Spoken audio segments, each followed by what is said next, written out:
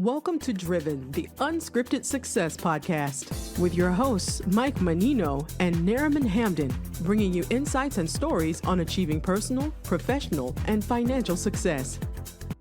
Hey guys, I'm Nareman Hamdan, and this is Driven Unscripted Success podcast. We've got a special guest on today. We have Russell Gray. Russell has over 20 years in the leadership, innovation, financial management industry, more or less real estate as well. Russell Gray is an evangelist for Main Street capitalism and real asset investing. He is an avid student of economics and investing. He has been sharing ideas and strategies with audiences on radio, TV, podcasts, and at conferences for the past 25 years. He believes the American economy is in the midst of an extreme makeover and very bullish on Main Street. He's CEO of Main Street Media Network, host of Main Street Capitalist and the Christian Capitalist shows, and founder of the Rising Capitalist Foundation. How's it going, Russell? Good. I'm excited to be here. Congratulations on having a show. I think we need lots more mouths on microphones out there on Main Street. I agree 100%. And thank you for taking the time to come on here and share your story and some insights and tips. So why don't we kick things off with give us a snapshot of your business, what you do and what your business does and all that good stuff that comes with it. Yeah, so I spent I got into the mortgage business at the beginning of the century and thought that that would be a good place to be, but my real core business was financial education for effective action. Wanted to see Main Street prosper and achieve real freedom, not just financial freedom, but political freedom, spiritual freedom. It's kind of a package. And through the course of doing that, I met a guy named Robert Helms and ended up becoming the co-host of the Real Estate Guys radio show. And we had about a 20-year run together that ended a couple of years ago when I decided in my life circumstances that there were some things I wanted to do. He'd grown in a different direction. So we're still partners in Collective Inner Circle, a mastermind that he and I, Jason Hartman, George Gammon, and Kenny McElroy run. And so that's a ton of fun. So I'm still associated with Robert in that regard. But other than that, I split off on my own and decided to focus really on being an evangelist for Main Street, investing in Main Street. I think we're going through an economic revival right now. We've got the boomers retiring, millennials stepping up. It's going to be a big generation. I think both of those demographic waves create opportunities. I think that the world is going through a transition of decentralization.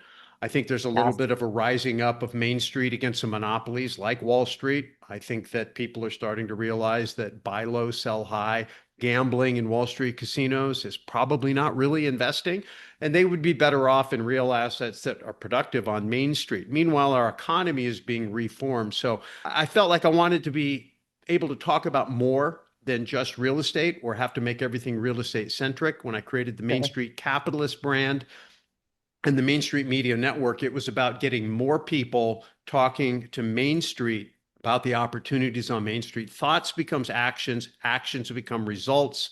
And when you control the narrative, you begin to reshape what's going on in society. And I think right now, more people need to wake up and understand the opportunities that are on Main Street. And that's really where the action, I think, is going to be for the next 10, 20 years, at least. Sure. And it tends to be more on Main Street, just going back, from decade to decade, it always points back to Main Street with real estate and whatnot. Let me ask you, so when you think back, are there any moments that you'd say really changed the game for your career? Yeah, there's a whole bunch of them. I mean, it's a long story. I think 2000, I think the initial step into really deciding what I wanted to do, like having a purpose, and my capitalism became more than just making a living. It was really about making a difference. And that happened in 1995 when I read The Creature from Jekyll Island and understood the way our financial system works. So that was a really watershed moment. I think taking the leap and actually getting hardcore into the business and then accepting the role of co-host of the Real Estate Guys radio show, that was a big shift. And I think probably the biggest one was the 2008 financial crisis when I lost everything. I got completely wiped out. And in the beginning, I thought, oh, nobody could see it. It wasn't my fault. I'm a victim. And after about 90 days of feeling sorry for myself, I looked over at my buddy Kenny McElroy, who was making an absolute fortune in the same market. And I said, okay, it's not the market, it's me, right? There's something Hmm. I didn't see coming. There's something I didn't understand. However, I'm playing this game is not working. I was only geared for sunshine. And so that really set me off on the path of understanding macroeconomics from a Main Street perspective. And it Sure. got me outside of the real estate echo chamber. And that's when I really started studying gold and the financial system and understood how to work on portfolios instead of transactions and how to put different things in the portfolio. And that the first order of business, if you listen to Warren Buffett, is resilience. In other words, Warren Buffett says rule number one in investing is don't lose money. Rule number two is never forget rule number one. And Right. I was playing offense all the time. And so that's great, when there's a big wave of liquidity and low interest rates and easy credit and the demographic wave is on your side. But when you don't understand those macro factors and they shift and then you don't see them, by the time you adjust, the tsunami has washed you away. And that's what happened. So that really changed me. It changed everything that I do.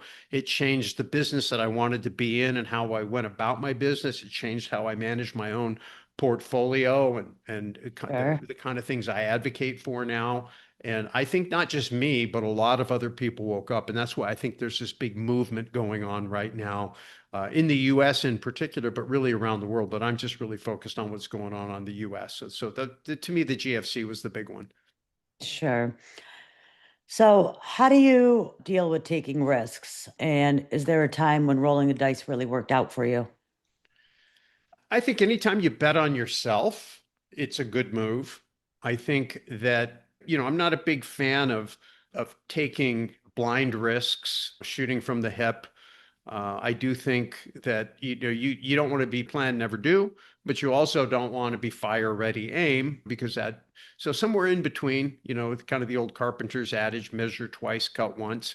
So Sure. to me, I'm willing to step out if I see asymmetric risk to the upside, where there's not that much downside to going for it and a lot of upside if I make it. You still might lose, and then I try to focus on managing the things that I can control really well so that the things that I can't control, I'm better positioned to read and react to. And I think maybe inside of that, how much risk you take really depends on how well connected you are to other Sure. people who can help you see the risk, react to the risk, and navigate quicker. Because a lot of times, there's no such thing as risk elimination. It's all navigation and mitigation. And you can only do that, with experience. Sam Zell, I'm sure you're familiar with him, Mm. iconic real estate investor in his book, Am I Being Too Subtle? Said, look, everybody can see the upside, right? And there's no superpower in being able to see the potential. Sure. The superpower is being able to see the downside and find a way through. And if you can do that and manage risk while you're pursuing the upside, I would say the times that I've stepped out and bet on myself and then surrounded myself with other people that were like-minded were the times it paid off. The times that I just was running away from something I wanted to get away from and not running towards something I wanted to have. Those turned out to be mistakes. You kind of jump from the frying pan into the fire. So Right. today I don't flee anything. I pursue things that I want. Sure. Which makes more sense. So, what's a skill or habit you think doesn't get enough credit for contributing to your success? I think to me, people might think I'm crazy, but I mean, like today, I got up at, I usually get up between 3 and 4, sometimes 5 on a sleep in day, but I'll spend up to 2 hours every morning thinking, journaling, processing, strategizing. And then, what I'll do is sometimes I'll talk with people and say, well, you've really thought this through. I have. I really have Right. thought it through. I think you have to spend a lot of time thinking. I had a friend that was the CEO of a company that he built from the ground up to over $1 billion a year in revenue and thousands of employees. And I said, what do you spend most of your time doing? And he said, thinking. And if you're old enough to remember, IBM used to have, when Tom Watson was running it, signs all over the building that just one word, think. Sure. And it was really, I think you really do have to spend time thinking. And I think in today's day and age, there's so much emphasis on taking massive action and challenging people, that people will go off half-cocked. They won't think, they won't plan, they just go. They feel like they get Yes. anxiety if they're not moving. And I think that, like, if you remember the old Star Wars movie when they're screaming at Han Solo to put it in hyperdrive, and he's like, no, I got to do the calculations first. You throw it in hyperdrive and you haven't done your calculations. You end up, light speed into the side of a planet. And I think sometimes the anxiety that we get living on the bottom line, living on commission, living on results, that freak Sure. out that you get having to make payroll, can push you into bad decisions if you haven't really thought things through, if you're not thinking. Patrick Bet David talks about 5 moves ahead. So I think taking the time to really think is very, Yeah, very important. absolutely. And like you were saying, there's three things that you have to do in everything, whether it's business or life, and it's all just thinking, which is people, systems, tasks. And a lot of people tend to go from people to tasks without knowing what the system is, without putting a system together. And then they find themselves going back from the task and having to figure out the system in order to complete the task. Well, I call those So, core functions, when you have a set of processes that are tasks, and then yes. you have systems that operate those processes, and Hmm. then you have people that operate and Sure. innovate those systems. But they all have to be put together into a strategic scope and sequence. And Sure. so that's the part, the one thing, Gary Keller's the one thing, that domino effect. What is the one thing that I can do right now with what I have to work with that makes everything else either easier or unnecessary? And I think sometimes instead of working through the scope and sequence properly, we tend to skip over maybe something important that's big so we can Sure. knock off 5 or 10 things that are less important. And I'm constantly struggling to focus myself. I have an hourglass that I keep on my desk. And when I have to do deep work, I turn that thing over. I'm not allowed to look at the phone, not allowed. I turn put it on do not Yeah. disturb. Don't look at my email, close my doors. Please do not disturb me. I'm going to go deep. I'm going to stay focused on this one task because I got to get it over the line. Brian Tracy Sure. talks about eat that frog, if you're old enough to remember that. Don't know But that one. strategy is super important. It's not just being efficient, but it's being effective and doing the right thing in the right order. And you add to that the right way with the right systems and the right Absolutely. team. Absolutely. So speaking of teams, so leading a team has its challenges. What's your leadership style? And can you give us an example of how it helped you through a tough spot? So I think that I wouldn't brag about myself as being really a great leader. I think I'm a pretty good visionary and I get people inspired. I can Mhm. tell you the transition I'm going through, which I call is what most entrepreneurs go through, which is playing 5-year-old soccer. I call it 5-year-old soccer. If you ever watch 5-year-olds play soccer, Mhm. there's the ball, and then there's just this hub of this hive or whatever you call it, this group of kids that are all hovering around the ball. Yes. And so an entrepreneur a lot of times will start out by trying to be more personally productive by hiring lots of VAs, lots of assistants, lots of people to enhance their own personal productivity. And I think that that's 5-year-old soccer. And I've played the game that way. And what I've learned is that when you want to really go bigger, which I'm in the process of doing right now, you can't play 5-year-old soccer. Your role is no longer to be the most productive person and have people serve to make you more productive. You're really about hiring people and putting them in positions of leadership, and your role becomes making them more productive. And so Sure. you become a leader of leaders, in my case, a leader of leaders and influencer of influencers. And so I think what I try to focus on from a leadership perspective is understanding the people around me, what they're trying to accomplish in their personal life, what Hmm. they want out of their career, out of their finances, and then working on having a business model where they can achieve everything they want to achieve inside my ecosystem. And if I can do that and focus all my attention, like Zig Ziglar says, if you can get everything you want out of life, if you help enough other people get what they want, I think that Sure. goes beyond just the customers you serve. I think one of the most important, maybe arguably the most important customers you serve are your team members. So Absolutely. that's the shift I'm really going through, is to focus on having the people around me flourish inside a system that they're flourishing means that I'm Right. serving customers and I'm flourishing. That's a given by the model.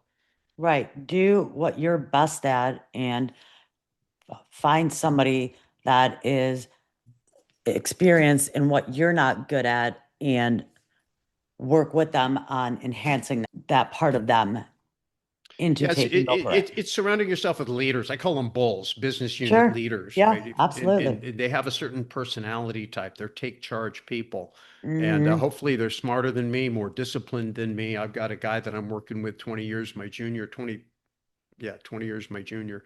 And he's great. He pushes me. It's fantastic. So That's I great. want to have 100 more guys like that around me. And I know that we can go change the world. Yeah, for sure. So when you're building your dream team, what's the one trait you look for and why? I think they have to have initiative. They have to have ambition. They have to be willing to grow. And the subset of that growth is honesty. They have to be honest with themselves about their strengths and their weaknesses, right? Some people try to paper over those things. And I don't think, I'm not suggesting that somebody try to take something they're bad at and make it a strength, but I Sure. don't even think it's like risk. You can't mitigate a risk you don't see. You can't compensate for a weakness you won't acknowledge. We have to be able to have honest communication about ourselves, about each other, about where the business is out, where the problems are, what needs to be done. So I think honesty, the minute somebody is not able to be transparent or honest with me, then I feel like the relationship is kind of over because there's no way to Sure. grow. And Right. so to me, that's the most important factor. Sure. Yeah. It breaks a trust. How do you encourage your team to think outside the box and bring new ideas to the table? That's a good question. I think really by constantly focusing on the vision and the objectives, right? What do we have to get done? And leaving some of the creativity about how do we get from here to there in their camp. I call it the spark plug principle. I use the same thing in sales. If you tell somebody the answer, they don't learn to do the work, right? If you Sure. have a child and you're helping them with their homework and you just flip to the back of the book and write all the answers down, they don't know how to do the math. And I Right. think that if you have to be the person who solves every tactical problem in your organization, you're probably not leaving enough of a gap. And people get stressed. Some people can't handle the stress. They don't want to be stressed. They don't want to be stretched. They don't want to solve problems. They just want to process work. And I think today, in the age of AI and so much automation, people who just want to process tasks are really going to get left behind. I think it's going to Sure. be a lot less about knowing the answers than it is about asking better questions. And I think the only way to ask better questions is to be in a situation where you're really gnawing on the problem. You understand what the outcome you're trying to produce is. You understand where you're at and what you have to work with, and you're trying to figure out how to bridge that gap. And Sure. if as a parent you go in and save your children, they'll never grow. I think as a leader, if you go in and save your people, they'll never grow. And I think leaving that gap, and it takes a lot of faith. You have to trust that they're Sure. going to do it, and that you have to accept that they might not always do it the way you want to do it. And I think sometimes you're going to learn they actually figure out how to do it better than you would do it. Yeah. And that's okay too. So it's an organism. It's not an organization. It's living, it's dynamic, it's got its own personality. So I put a lot of emphasis on culture, vision and values and mission. And then Sure. some of the tactical work I let people figure out. Yeah, that makes sense. You started to tell us a little bit about how your day starts. So, what does a day in your life look like, and how do you juggle work and everything else? So I call it the 8 B's of balance, and it's a report card that I measure myself against. You can't expect what you don't inspect, and you can't really track what you don't measure. So the 8 B's are of building my brain, I get good ideas in my head, building my body, taking time to take care of my health, building my brand, making sure I behave in such a way that people think better of me, not worse, building my business, which is my income, building my balance sheet so that it pays me to own it, building my blessings, meaning I want to be a blessing to people, but I also want to give thanks for the blessings that I have. I think there's another B, but anyway, so I kind of rake those. So I have my daughter Stacy organizes businesses, and she got a business called Organized to Scale. And she has this quote that I think is one of the all-time great quotes ever. And it is, if it's not on the calendar, it doesn't exist. Yes. And so the first thing is always managing your time and focus. So having time blocks. I get up early, first thing first, right? Time with God, time thinking, time putting good ideas in my head, time being thankful, time envisioning what the day is going to be like and what I need to Sure. get done, and going through that scope and sequence, maybe reflecting on what happened the day before. And then doing the big things first, the deep work, so that that gets done. It's personal productivity principle number one. And Sure. then I think the rest of it is trying to maintain the majority of my time in a proactive state where I'm in charge of what I'm working on, what I'm focused on, but realizing that I have to time block reactive time where things are going to come at me that I didn't expect, having disciplined touch points where my team knows they're going to have me, so they don't need to interrupt me along the way. They're going to get that touch point so Sure. that we can have that exchange. And then I have a hard stop at the end of the day. I call it yabba dabba do time. If you're old enough to remember the I Flintstones, five do. o'clock would come and he'd just have, no matter where he was, no matter what he was doing, he Yeah. was off.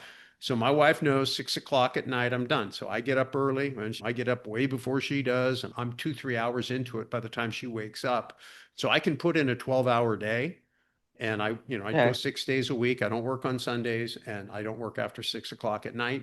And so that's kind of how I balance things. And like I said, I have that measurement tool that I look at and evaluate myself.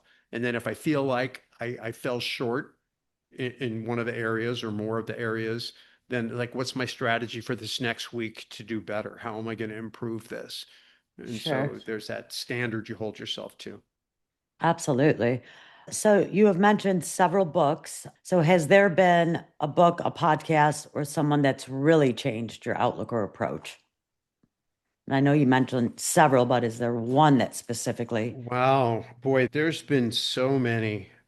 I don't know if I could really say that there's just one. I mean, honestly, the book that I spend the most time in is the Bible. I do Yeah. think it's one of the most practical books for business, especially the book of Proverbs. But you said earlier, life is about relationships, and I think it's a great book about Mhm. relationships, personal discipline, attitude. So, if I had to pick a book, that would be the book. I may I seem like it. trite, but that's the one I spend the most time in. I'm in that one every day. That's wonderful. So how do you tackle learning new things, especially stuff that's way outside of your comfort zone? I think the answer, it goes way back to what I learned when I was a salesperson and I had to overcome my fear of rejection. And that is that curiosity is the cure. In fact, I'm working on a book by that same title because I really do think curiosity is a superpower.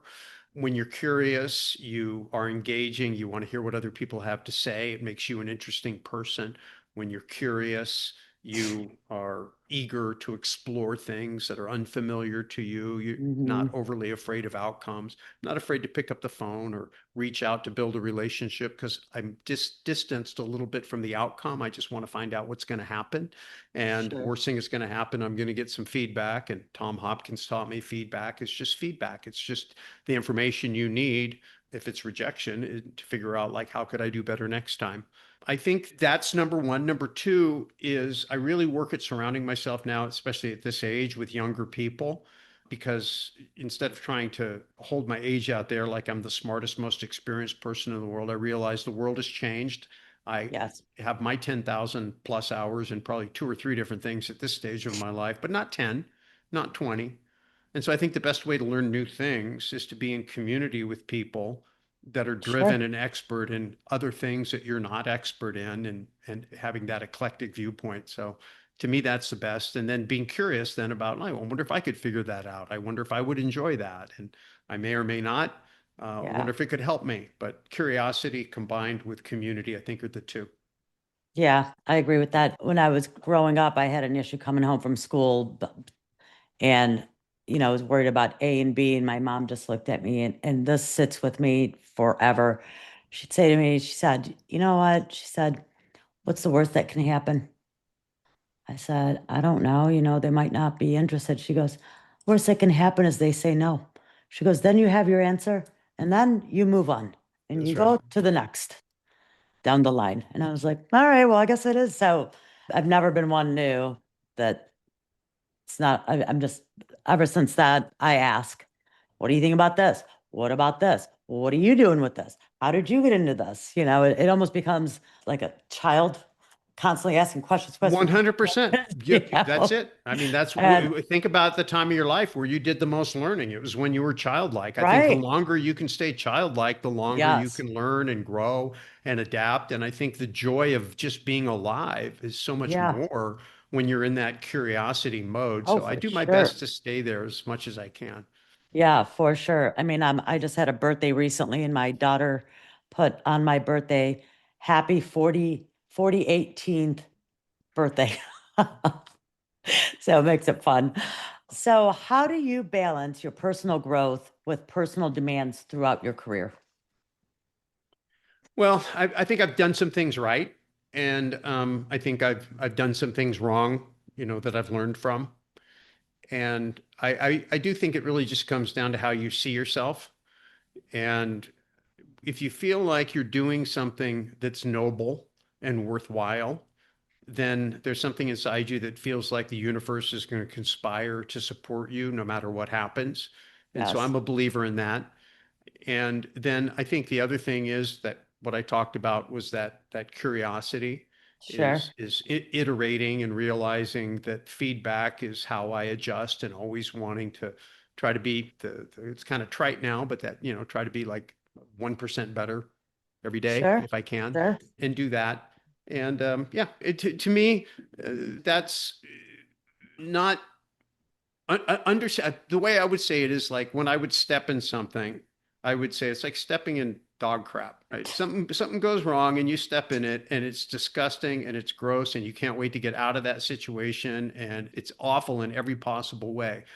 But it doesn't become you, Sure. right? It's not who you are, it's just something you experienced. And when you separate how you see yourself and who you are from your experiences, then you have a rock solid foundation. Because I saw this happen with my father. My father was a high-tech entrepreneur, started a company in Silicon Valley, took it public when he was just over 50, and then he lost everything Wow. in the financial crisis. In fact, he took it public when he was 47 and he lost everything. So it was even before he was Gosh. 50. So he was, Yeah. an 8-figure millionaire from a public offering and for 4 months. And 4 months later, on October 19th, 1987, he lost it all.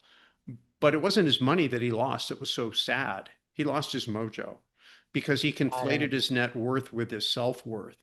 And so, where he had the confidence to take the action to build the business before he had suffered loss, after he suffered loss, he felt unqualified and unworthy. And I used to talk to him and I say, Dad, aren't you smarter now because of what you've been through? Knowing Right. what you know now, if you could go back and talk to yourself, couldn't you give yourself better advice?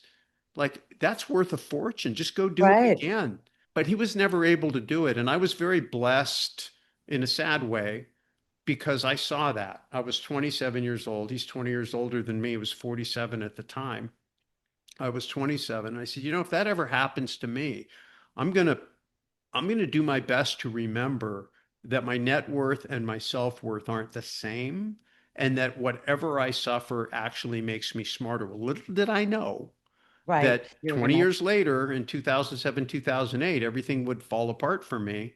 And I would have to practice what I preached. I'd have to eat my own cooking, yeah. if you will. And I had to realize, okay, even though I've lost everything, I'm actually smarter today than when I built it all. So I Sure. ought to be able to build it back better and stronger based on what I've learned. And I dedicated myself not only to doing that, but to admitting it. I mean, I'm on the radio, I'm doing seminars, I'm coaching people, Sure. and I felt like I just lost everything. I'm not qualified to have an opinion. But then I remembered what I told my dad. I thought, you know what?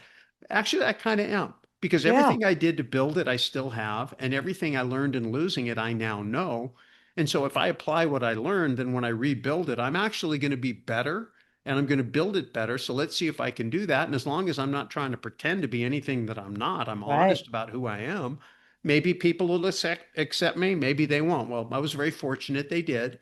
And I was able, I think, to share some things that I learned through that process to help other people. And it kind of changed who I was. I was no longer a know-it-all. I was kind of more of an explorer, just kind of going through the journey and sharing what I learned and learning from other people who knew more than me. And it's actually been a lot more fun and a lot less pressure. Sure. Yeah. Well, I'm sure. And now, you had the experience of seeing your dad go through it, and the worst case scenario outcome was with that. And then, sadly went through the same ordeal, but your dad taught you that, no, I don't want to become like the way my dad took it. I'm going to do it because now I see it this way. And you already had told your dad that that's how he should see it. So, and you pushed through. So that's pretty amazing in itself right there, and rebuilt yourself bigger, better, and stronger, Yeah. because of it. So, well, it sounds like things are going well. So I always like to find out, if what my guests are doing, like towards the future, always wondering what they're doing for creative passive income, what are they doing on the side? What are they investing in? And kind of share that.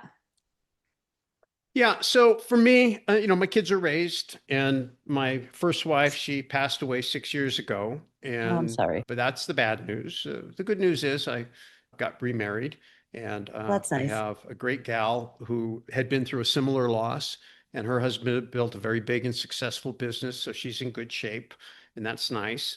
And so, I'm playing for making the world better right now. So I'm Mhm. I'm very focused on catalyzing, if you will, young entrepreneurs. So I have the Raising Capitalist Foundation, a nonprofit I created specifically to pair experienced entrepreneurs with parents who want to be entrepreneurs, who can train their children, bring their children into the businesses they start.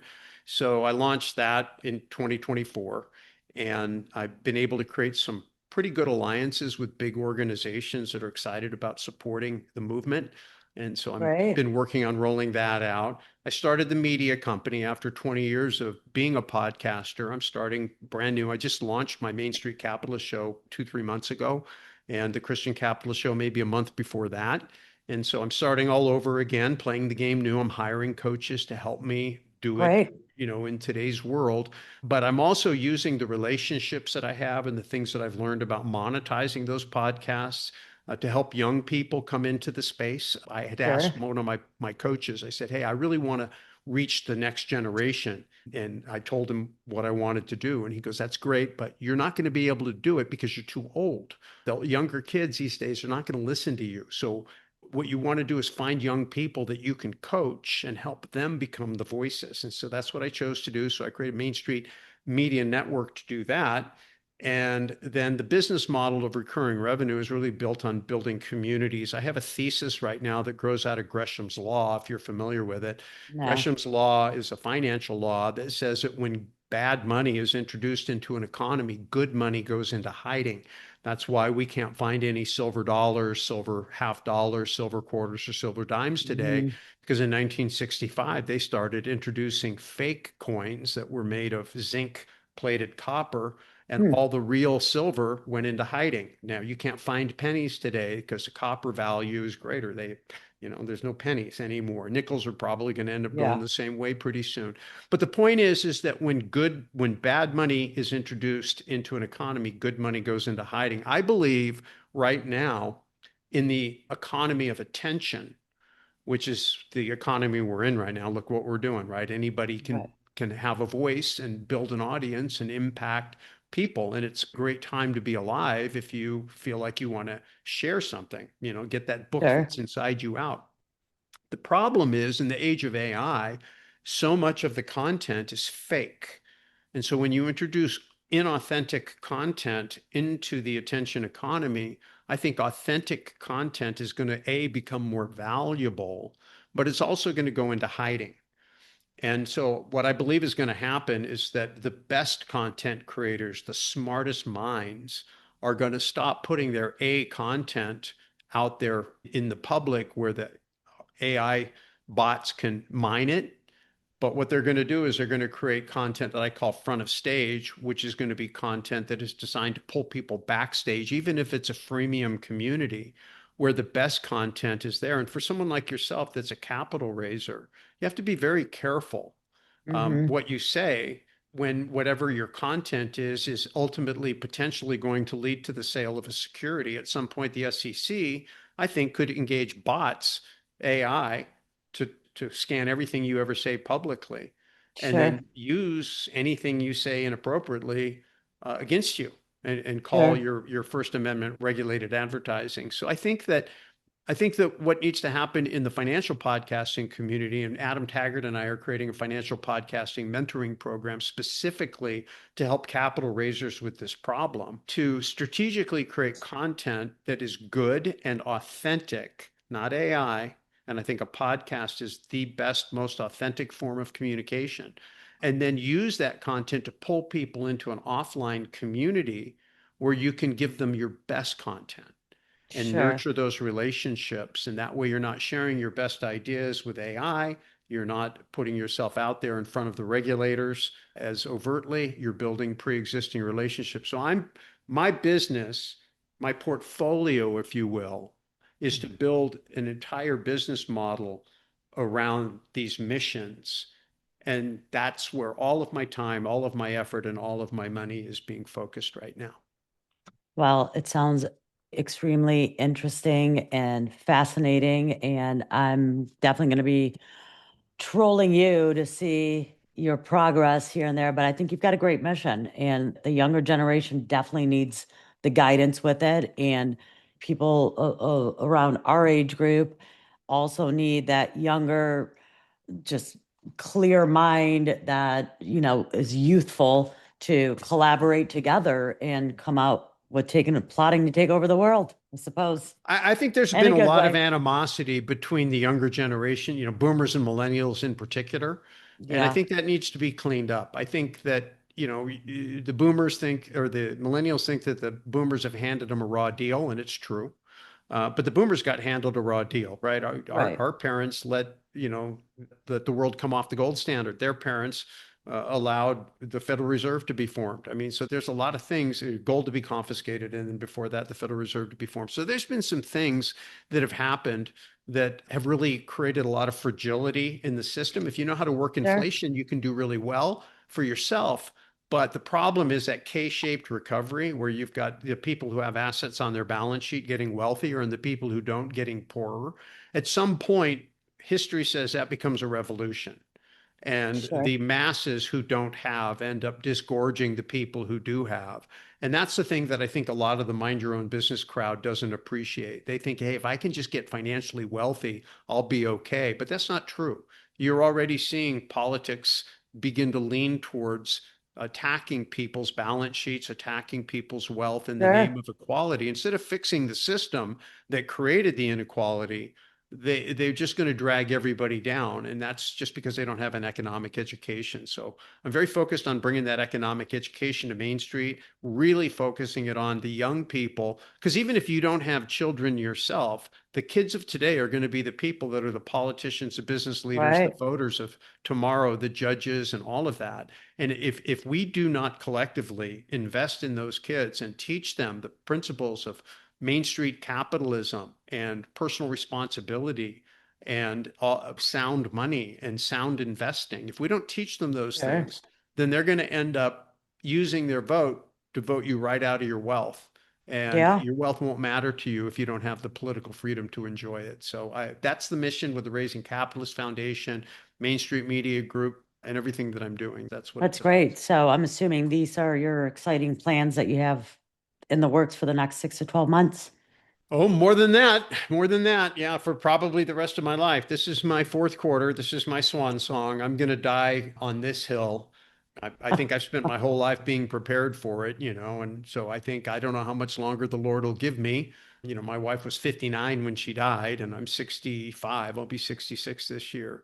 But I got a buddy, G. Edward Griffin, wrote that book, Creature from Jekyll Island. He's still going strong at 96. I hope I'm in that camp. I'd like to have another 20, 30 years, but Yeah. I don't know. So but this is it for me. This is my last round of startups. This is my last deal. I don't need to so much build my balance sheet as much as I need to build these businesses. And so that's what I'm focused on. Sure. Absolutely. So what do you have planned then for the next 6 to 12 months?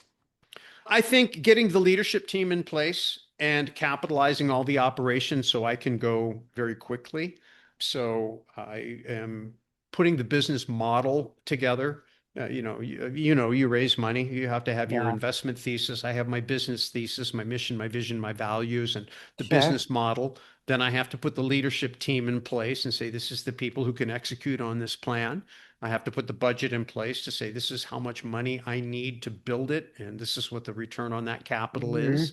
I've been funding it up to this point. I'm going to fund it a little bit more, but then I'll be looking for investors who come in who are interested in the mission and are interested in cash flow. There's not going to be an exit.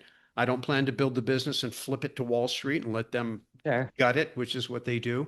I want to build an asset for Main Street and keep it on Main Street. And so the trustees of the foundation and the way I'm going to structure the business is going to be with an agreement that the investors know this is a cash flow asset. That's why you're purchasing it. If I do it right, the cash on cash is going to be very, very high. And there is no exit. There's no liquidity event. There's no flipping it to Wall Street and letting them ruin it. It's going to be an Sure. amenity that I hope will bless Main Street after I'm long dead. Well, it sounds like a pretty inspiring mission. So I wish you the best of luck with it. And thank you, Russell, for coming on and sharing some insights and tips with us. If anyone wants to get a hold of you or be part of your mission, how does one connect with you? I think the easiest, just send an email to follow@russellgray.com, RUSSELLGRAY.com, follow@russellgray.com. And then that way I'll send you messages and tell you where you can find me and follow me. And you can unsubscribe or subscribe to whatever you like. Awesome. Well, thank you so much for coming on again. And thank you guys for tuning in. We'll see you guys next time. Thank you. Thank you. Thanks for listening to Driven, the Unscripted Success Podcast. Want to share your story? Apply to be a guest at drivensuccesspodcast.com/guest.